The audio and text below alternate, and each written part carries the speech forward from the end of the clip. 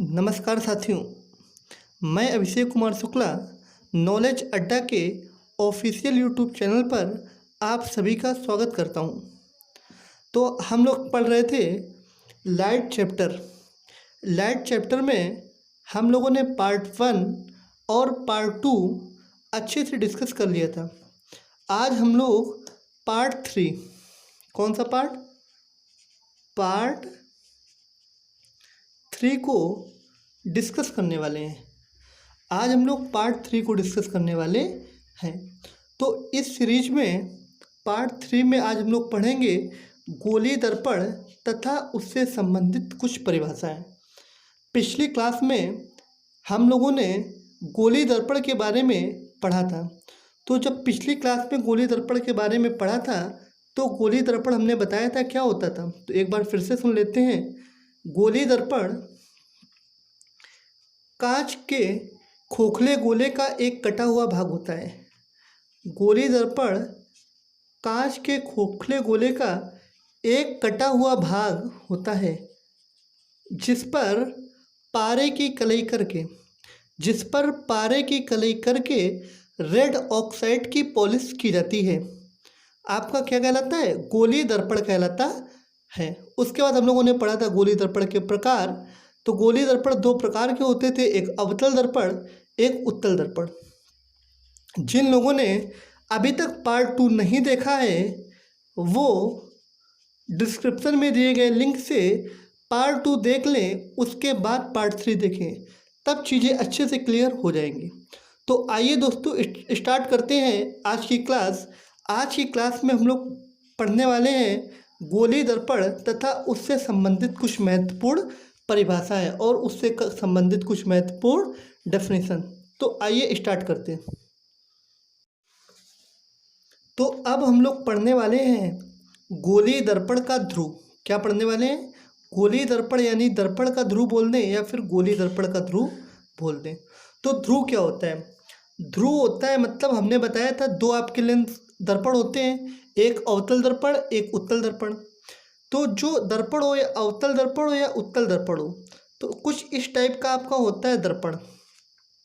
तो ये जो दर्पण होता है इस पे हमें पता है कि किसकी पॉलिश होती है? रेड ऑक्साइड की पॉलिश होती है। किसकी पॉलिश होती है? रेड ऑक्साइड की पॉलिश होती है। हमने बहुत बार बताया आप लोगों को कि गोली दर्पण पे किसकी पॉलिश होती है? रेड ऑक्साइड की पॉलिश होती है। तो ध्रुव की बात करते हैं। ध्रुव में बोला क्या, ये मान लो पूरा दर्पण है, तो दर्पण का जो मध्य बिंदु होता है, दर्पण का जो बीचों बीच वाला पोर्शन होता है, दर्पण का जो मध्य बिंदु यानी क्या बीचों बीच वाला पोर्शन होता है, वही दर्पण का ध्रुव यानी पोल कहलाता है। इसको हम लोग P से प्रदर्शित करते हैं। दर्पण के ध्रुव को किससे प्रदर्शित करते हैं? P से प्रदर्शित करते हैं, यानी P से रिप्रेजेंट करते हैं। एक बार देखो फिर से हमने क्या बोला, दर्पण का ध्रुव क्या होता है? तो दर्पण का ध्रुव होता है दर्पण का जो मध्य बिंदु होता है उसी को दर्पण का ध्रुव बोलते हैं और ध्रुव को P से रिप्रेजेंट करते हैं। डेफिनेशन में देखो, जो बिंदु दर्पण का मध्य बिंदु होता है, जो बिंदु दर्पण का क्या होता है? मध्य बिंदु होता है, वही दर्पण का ध्रुव यानी पोल कहलाता है। और इसको किससे रिप्रेजेंट करते हैं? इसको P से रिप्रेजेंट करते हैं। बात समझ में आई कि नहीं आई? जो दर्पण का ध्रुव है, जो दर्पण है, उसका जो बीचों बीच वाला पोर्शन है, ये इसको हम लोग क्या बोलेंगे भाई? ध्रुव बोलेंगे। क्या बोलेंगे? ध्रुव बोलेंगे। दर्पण के ऊपर रेड ऑक्साइड की पॉलिश होती है और दर्पण के ध्रुव को हम लोग P से रिप्रेजेंट करते हैं। P से क्यों रिप्रेजेंट करते हैं? क्योंकि इसको इंग्लिश में बोलते हैं पोल। जब पोल बोलते हैं तो पोल से क्या निकल के आ गया? P, इसीलिए दर्पण के ध्रुव को P से रिप्रेजेंट करते हैं। अब अपनी दूसरी डेफिनेशन दी गई है दर्पण का वक्रता केंद्र। क्या दिया गया है? दर्पण का वक्रता केंद्र। ये भी इंपॉर्टेंट डेफिनेशन है भाई लोग, दर्पण का वक्रता केंद्र। तो हमने बताया था जो आपका दर्पण होता है, कौन सा दर्पण? गोली दर्पण। कौन सा दर्पण? गोलीय दर्पण। जो गोली दर्पण होता है हमने बताया था ये खोखले गोले का कटा हुआ भाग होता है। ये कैसा होता है? खोखले गोले का कटा हुआ भाग होता है। जब ये खोखले गोले का कटा हुआ भाग होता है, और हमें पता है क्या कि जब हम लोग कोई गोला यानी वृत्त बनाते हैं गोला या वृत्त बनाते हैं तो हम लोग किसकी सहायता से बनाते हैं? प्रकाल की सहायता से बनाते हैं। तो जिस स्थान पर हम लोग क्या रखते हैं? प्रकाल रखते हैं, वही तो गोले या फिर वृत्त का केंद्र होता है। वही क्या होता है? गोले या फिर वृत्त का केंद्र होता है। तो ठीक उसी प्रकार से जिससे दर्पण बनाया गया है वो भी एक गोली दर्पण है, वो भी एक गोली मतलब गोल कटा हुआ भाग है। जब वो भी कटा हुआ भाग है तो उसका भी कहीं ना कहीं केंद्र होगा। तो मतलब क्या हुआ? जो गोली दर्पण का केंद्र होता है, किसका केंद्र होता है? जो गोली दर्पण का केंद्र होता है वही आपका दर्पण का वक्रता केंद्र कहलाता है। मतलब जिससे काट के गोली दर्पण बनाया जाता है, जिससे काट के क्या बनाया जाता है? गोली दर्पण बनाया जाता है। तो जो गोली दर्पण का केंद्र होगा वही आपका अवतल दर्पण या फिर उत्तल दर्पण दोनों का केंद्र होगा। क्योंकि देखो ये आपका दिया गया है दर्पण, दर्पण पे ये दी गई है आपकी क्या की गई है? पॉलिश की गई है। जब दर्पण पे पॉलिश की गई तो ये क्या हो गया? पोल यानी ध्रुव हो गया। जब ये ध्रुव हो गया तो ये अगर पूरा ऐसे करके वृत्त बना दिया जाए तो ये क्या हो जाएगा? तभी तो गोली दर्पण इससे इतना मान लो काट दिया गया यहाँ से लेके यहाँ तक। जब इतना ये काट दिया गया तो केंद्र तो यही तो होगा।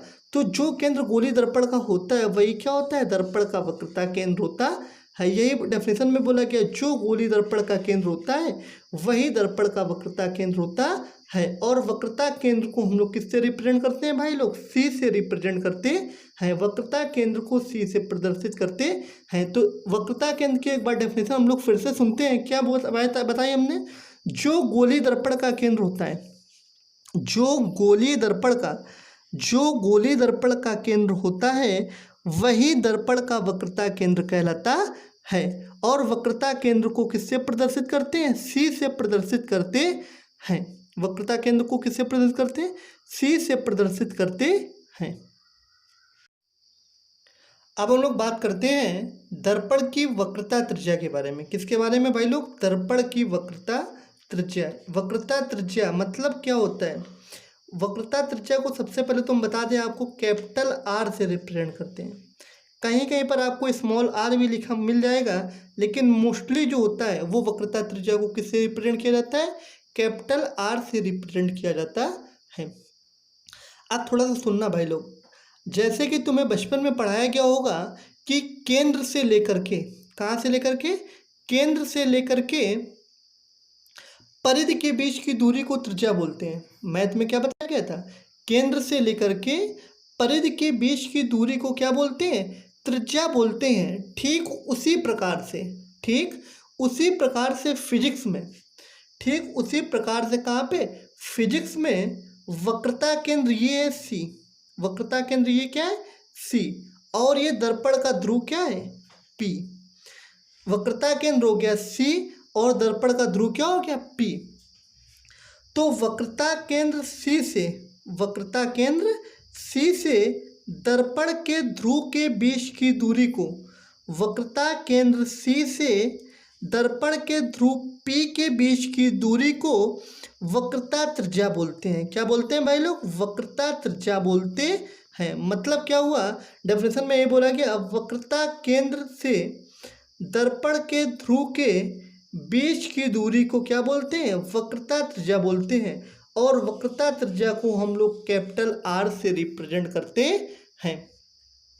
दर्पण के ध्रुव से वक्रता केंद्र के बीच की दूरी को वक्रता त्रिज्या बोलते हैं। इसको किससे रिप्रेजेंट करते हैं भाई लोग?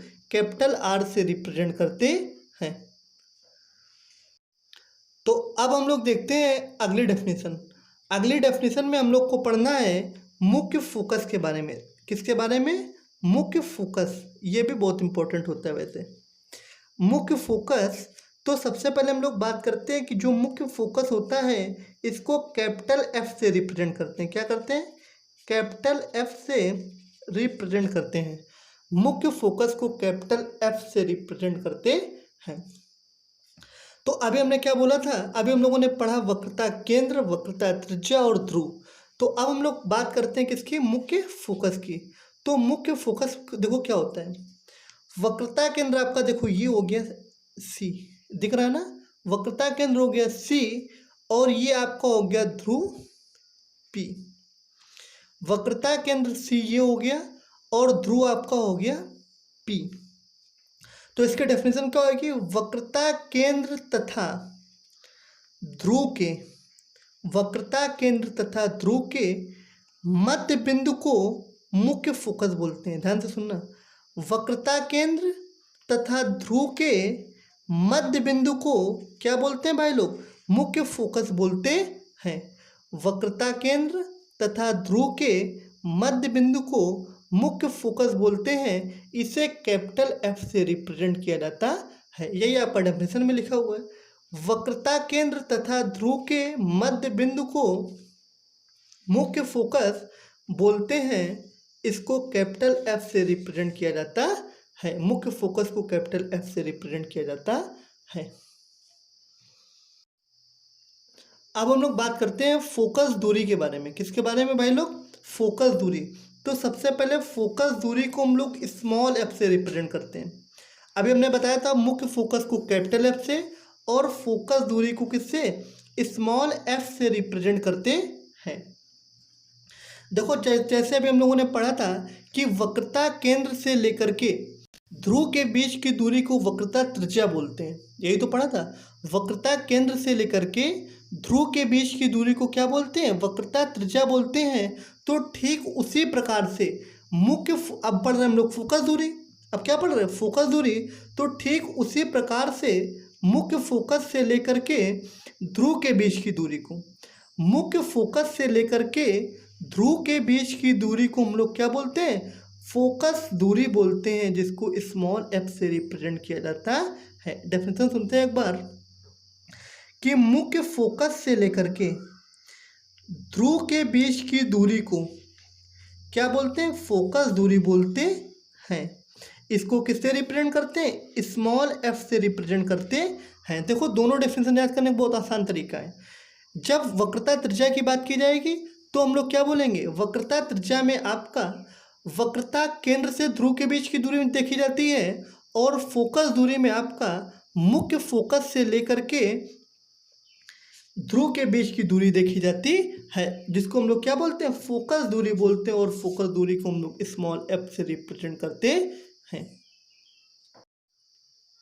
अब हम लोग बात करने वाले हैं मुख्य अक्ष के बारे में। किसके बारे में, मुख्य अक्ष के बारे में। ये भी बहुत इजी सा होता है। मुख्य अक्ष, मुख्य अक्ष क्या होता है, मुख्य अक्ष कुछ भी नहीं होता है, जो दर्पण का ध्रुव होता है, जो दर्पण का क्या होता है, ध्रुव होता है, उसको एक सीधी रेखा मिलाती हुई नजर आती है। आपने हर एक फिगर में देखा होगा कि दर्पण के ध्रुव को एक सीधी रेखा मिलाती हुई नजर आ रही है। जो रेखा दर्पण के ध्रुव को सीधे मिलाती है वही रेखा क्या कहलाती है, मुख्य अक्ष कहलाती है। यही बोला गया कि दर्पण के ध्रुव को मिलाने वाली रेखा मुख्य अक्ष कहलाती है। मतलब अगर दर्पण के ध्रुव से एक सीधी रेखा खींच दें, दर्पण के ध्रुव से क्या करें, एक सीधी रेखा खींच दें, तो दर्पण के ध्रुव से जब एक सीधी रेखा खींच दी जाएगी तो वही आपकी क्या कहलाएगी, मुख्य अक्ष कहलाएगी। तो अब हम लोग पढ़ने जा रहे हैं मोस्ट इम्पॉर्टेंट चीज, यानी क्या, वक्रता त्रिज्या तथा फोकस दूरी में संबंध। वक्रता त्रिज्या तथा फोकस दूरी में संबंध। यहाँ से आपका पेपर में एक न्यूमेरिकल 1 नंबर का कभी कभी पूछ लिया जाता है। एक न्यूमेरिकल 1 नंबर का कभी कभी पेपर में पूछ लिया जाता है। तो इसके बारे में हम लोग बात करते हैं। अब देखो फार्मूला होता है इसके लिए, F = R/2। F = R/2, F बराबर R/2। F क्या होता है, F होती है आपकी फोकस दूरी। F क्या होता है, स्मॉल एफ है, तो स्मॉल एफ क्या हो जाएगी, आपकी फोकस दूरी। और जो कैपिटल R है ये आपका क्या होता है, वक्रता त्रिज्या। ये आपका क्या होता है, वक्रता त्रिज्या। जब ये आपका वक्रता त्रिज्या होता है तो वक्रता त्रिज्या क्या है, आधी। मतलब क्या हुआ, फोकस दूरी जो होती है वो वक्रता त्रिज्या की आधी होती है। फोकस दूरी जो होती है वो वक्रता त्रिज्या की कैसी होती है, आधी होती है। फोकस दूरी और वक्रता त्रिज्या में यही रिलेशन होता है कि जो फोकस दूरी होती है ये वक्रता त्रिज्या की कैसी होती है, आधी होती है। मतलब F = होता है R/2। F = R/2। या हम लोग यहाँ से 2 का मल्टीप्लाई कर दें, इधर क्रॉस मल्टीप्लाई, तो R = क्या आ गया, 2F आ गया। या जो फोकस दूरी है, जो वक्रता त्रिज्या है, वो फोकस दूरी की 2 गुनी हो जाएगी। वक्रता त्रिज्या फोकस दूरी की 2 गुनी जबकि फोकस दूरी वक्रता त्रिज्या की क्या होती है, आधी होती है। यही देखो डेफिनेशन में भी बोला गया है कि फोकस दूरी वक्रता त्रिज्या की क्या होती है, आधी होती है। या इसकी डेफिनेशन तो पेपर में नहीं पूछी जाती है, या तो आपसे डायरेक्टली फार्मूला पूछ लेगा या फिर 1 नंबर में आपको न्यूमेरिकल मिलेगा। तो इस पे आइए बात करते हैं, एक न्यूमेरिकल हम लोग देखते हैं क्या बोला गया न्यूमेरिकल में। न्यूमेरिकल में बोला गया एक दर्पण है जिसकी वक्रता त्रिज्या, जिसकी क्या वक्रता त्रिज्या आपकी हमें दी गई कितनी सेंटीमीटर, 20 सेंटीमीटर यानी 20 सेंटीमीटर दी गई है। उस दर्पण की फोकस दूरी के बारे में हमसे पूछा गया है। तो उस दर्पण की फोकस दूरी के बारे में हमसे पूछा गया है। तो हमें क्या क्या दिया गया, हमें क्वेश्चन में सिर्फ वक्रता त्रिज्या की वैल्यू दी गई है। तो हमने वक्रता त्रिज्या मतलब क्या होता है, कैपिटल आर। तो आर की वैल्यू कितनी हो गई क्वेश्चन में, 20। आर की वैल्यू कितनी दी गई है, 20। उसके बाद क्या बोला गया, फोकस दूरी। फोकस दूरी क्या होता है, स्मॉल एफ। स्मॉल एफ की वैल्यू क्या की गई, पूछी गई। तो एफ इज इक्वल टू क्या हो गया, क्वेश्चन मार्क। अभी हम लोगों ने फार्मूला देखा था, एफ बराबर क्या होता है, r/2। एफ बराबर क्या होता है, r/2। एफ होता है फोकस दूरी, आर होती है वक्रता त्रिज्या। तो F is equal to R. R का मान कितना दिया गया, 20। आर का मान कितना दिया गया, 20। और 2 में क्या है, 2। तो 2 1 जा 2, 2 10 जा 20। मतलब एफ की वैल्यू कितनी निकल के आ गई, 10 सेंटीमीटर निकल के आ गई। एफ की वैल्यू कितनी निकल के आ गई, 10 सेंटीमीटर निकल के आ गई। अब हम लोग इसको, ये तो हम लोगों ने पढ़ लिया, अब हम लोग इसको प्रैक्टिकली समझते हैं बिना कॉपी पेन के। बिना कॉपी पेन के इस क्वेश्चन को कैसे सॉल्व करेंगे, देखना। अगर ये क्वेश्चन आपका ऑब्जेक्टिव में आ जाए तो बिना पेन उठाए हम लोग कैसे करते हैं। डेफिनेशन में हमने क्या बोला था कि जो वक्रता त्रिज्या होती है वो फोकस दूरी की 2 गुनी होती है। वक्रता त्रिज्या फोकस दूरी की कैसी होती है, 2 गुनी होती है। और फोकस दूरी वक्रता त्रिज्या की कैसी होती है, आधी होती है। जब फोकस दूरी वक्रता त्रिज्या की आधी होती है तो वक्रता त्रिज्या 20 सेंटीमीटर दिया गया। वक्रता त्रिज्या कितना दिया गया, देखो ध्यान से, 20 सेंटीमीटर दिया गया। जब वक्रता त्रिज्या 20 सेंटीमीटर है, फोकस दूरी आधी होगी, तो 20 का आधा कितना होता है, 10। 10 क्या होगा, सही आंसर हो गया। आपको सॉल्व करने की कोई ज़रूरत नहीं थी।